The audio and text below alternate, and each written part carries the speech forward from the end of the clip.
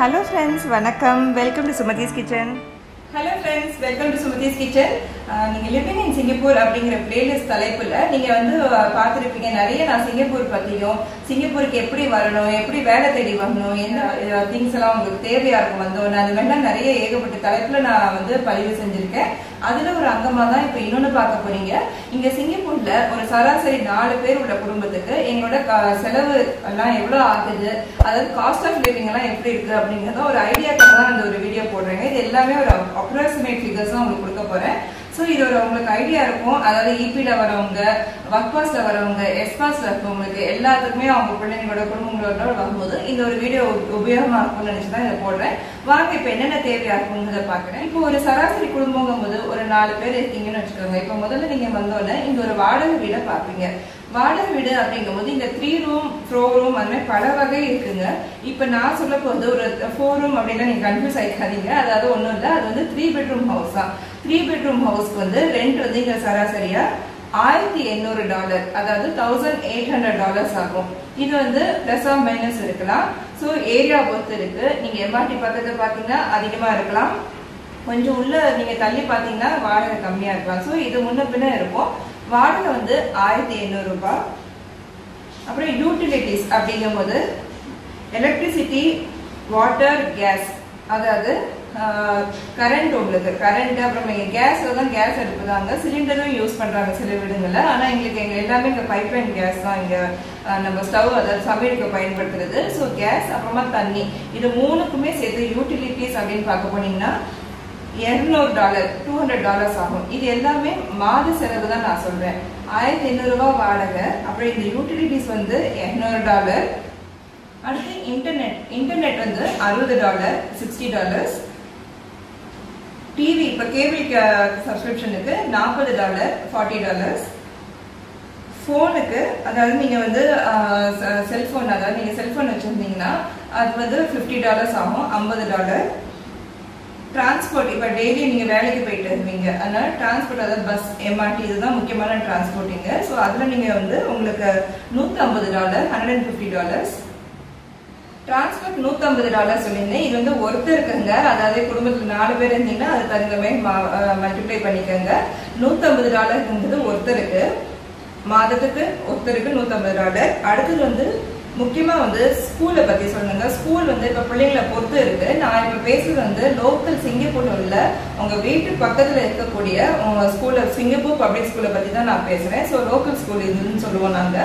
So அந்த ஸ்கூல்ல நீங்க சேர்க்கணும்னு நினைச்சீங்கன்னா இப்ப ஈபில இருக்கவங்க எல்லாருக்கும் அது வித்தியாசப்படும். கிண்டர் கார்டன்ல இருந்து செகண்டரி ஸ்கூலுக்கு வித்தியாசப்படும். ஸோ நான் இப்ப சொல்றது ரஃபா ஒரு ஃபிகர். பிரைமரி ஸ்கூலுக்கு வந்து லோக்கல் ஸ்கூல்ல சேர்த்தீங்கன்னா தோராயமா உங்களுக்கு வந்து $500 மாசத்துக்கு ஆகும் ஒரு குழந்தைக்கு. இது வந்து இதே இது நீங்க வந்து பிரைவேட் ஸ்கூல் அதே நீங்க பாத்தீங்கன்னா இப்ப யுவபாரதி, குளோபல் இந்தியன் ஸ்கூல், அப்புறமா American, Canadian international school, Australian school, மாதிரி நிறைய ஸ்கூல்ஸ் இருக்கு. அது வந்து பாத்தீங்கன்னா வித்தியாசப்படும் உங்களுக்கு. அது வந்து உங்களுக்கு மாசத்துக்கே வந்து $1500 இருந்து $3000 வரைக்கும் உங்களுக்கு ஆகும். ஸோ அதை வந்து நான் இப்ப இந்த கணக்குல சேர்க்கல. ஸோ அதை நீங்க பாத்துக்கங்க, பிரைவேட் ஸ்கூல்ல சேர்க்கறீங்களா அல்லது லோக்கல் சிங்கப்பூர் ஸ்கூல்ல சேர்க்கறீங்களா அப்படிங்கிறத பாத்துக்கங்க. ஸோ இது வந்து நான் சொல்றது இப்ப வந்து லோக்கல் சிங்கப்பூர் ஸ்கூலுக்கு மாசத்துக்கு தோராயமா $500 ஆகும்.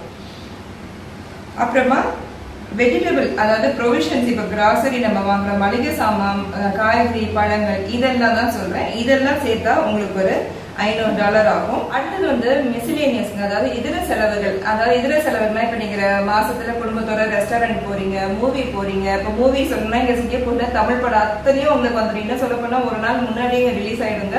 அதுவும் ரஜினி, கமல், அது சூப்பர் ஹீரோ படங்கள் எல்லாமே வந்து இங்க பாத்தீங்கன்னா முதல் வாரம் வந்து $20 டிக்கெட் போல விற்கும். போக போக அது வந்து ஜென்ரலா வந்து எல்லா டிக்கெட்ஸுமே இங்க வந்து $14. இன்னும் சில பேர் இங்கே மலேசியாவுக்கு போயிடுவாங்க, வெறும் $5 தாங்க அங்க. அதனால வந்து இங்க மூவிஸ் வந்து ரொம்ப நல்லா, நீங்க என்டர்டைன்மெண்ட்டுக்கு நீங்க மூவிஸ் போகலாம். ஸோ அது மாதிரி மூவி டிக்கெட், அந்த மாதிரி டாக்ஸி எடுக்கிறீங்க, இந்த மாதிரி இதர செலவுகளுக்கெல்லாம் வந்து $200 தான் போட்டிருக்கேன். அது உங்க இதை பொறுத்து இருக்கு. ஸோ இது எல்லாமே சேர்த்தீங்கன்னா இப்ப மறுபடியும் ரிப்பீட் பண்றேன் என்னென்ன சொன்னேன்னு. ரெண்ட் வந்து $1800 $1800. யூட்டிலிட்டிஸ், அதாவது electricity, water, gas $200 $200. Internet $60 $60. TV cable subscription, அதாவது $40 $40. ஃபோன் $50 ஒருத்தருக்கு, அதாவது $50. டிரான்ஸ்போர்ட் ஒருத்தருக்கு $150, $150.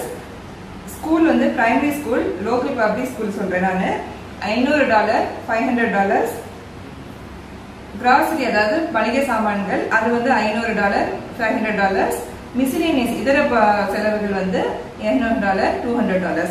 ஸோ இது மொத்தமா சேர்த்தீங்கன்னா $3500 ஆகுதுங்க. அதாவது நம்ம இந்திய ரூபாய்க்கு சராசரியா ஒரு $50 நீங்க பெருக்கிட்டீங்கன்னா கிட்டத்தட்ட வந்து 1,75,000 வரும்.